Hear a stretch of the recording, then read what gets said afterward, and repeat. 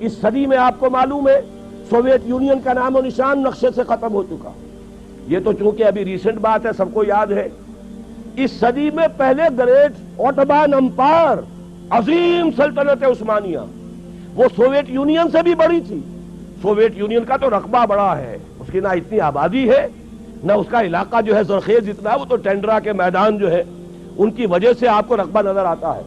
Great اوٹومان umpire, یہ پورا ابھی جو یوگوسلاویہ کہہ رہے تھے، یوگوسلاویہ کیا، پورا ایسٹ یورپ جو ہے یہ ان کے زیر نگین تھا.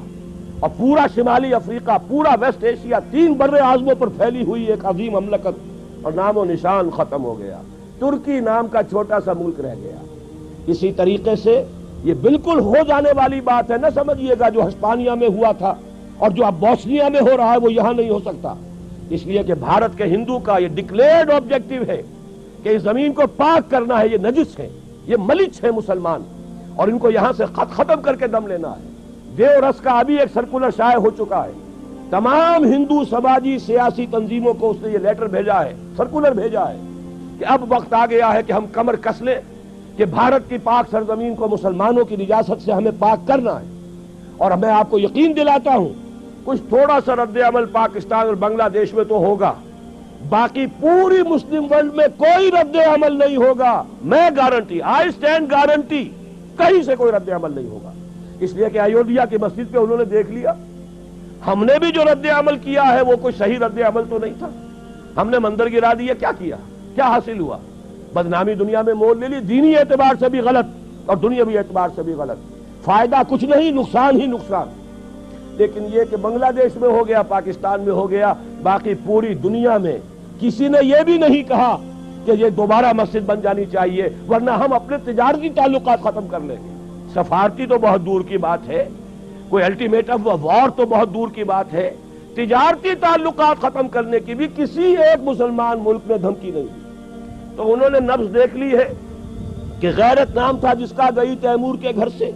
اور اگر بھارت میں یہ کچھ ہو گیا تو آپ یہ جان لیجئے بھارت کے جو عزائم ہیں، میں نے یہ چیزیں لکھی ہیں، پچھلی جمعے کو چھپ چکی ہیں. بھارت کے عزائم صرف بھارت تک نہیں ہیں. پراچین بھارت جس کے احیاء کا وہ خواب دیکھ رہے ہیں، اس میں افغانستان سے لے کر انڈونیشیا تک یہ تو ان کا ٹیریٹوریل کلیم ہے.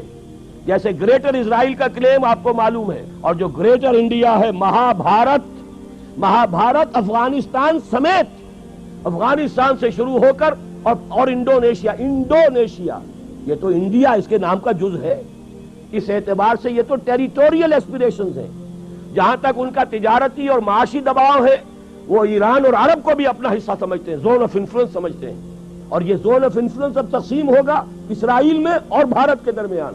ان کا گٹھ جوڑ جس تیزی سے بڑھ رہا ہے وہ آپ کے علم میں ہے. اور جس طریقے سے اسرائیل کا ابھی بیان آ گیا وزیر اعظم کا اسحاق رابین کا کہ یہ جو ہے کشمیر کا جہاد بھی ہو سکتا ہے کامیاب ہو جائے. وقت پر اب اپنی ہمت جو ہے اس کو پورے طریقے سے کمر ہمت کس لو، اور مسلم فنڈامنٹلزم کو ختم کرنے کے لیے ہم سب کو جو ہے we should join hands to finish up with this Muslim fundamentalism. یہ سب کچھ ہو رہا ہے، یہ حالات ہیں. تو میں آپ سے عرض کر دینا چاہتا ہوں ان حالات میں کوئی تبدیلی نہیں آ سکتی. بات صحیح کہی ہے اور یہی میرا موقف بھی رہا ہے. الیکشن یہاں ہوتے رہنے چاہیے، اس سے بھڑاس نکل جاتی ہے. الیکشن سے اسلام یہاں نہیں آ سکتا. یہ میرے اور توکل صاحب کے درمیان اختلاف ہے، اور یہ بڑی بات ہے. انہیں معلوم ہے میری رائے کیا ہے، انہوں نے مجھے پھر بھی دعوت دی ہے. میری میزبانی کر رہے ہیں، یہ ان کا حوصلہ ہے.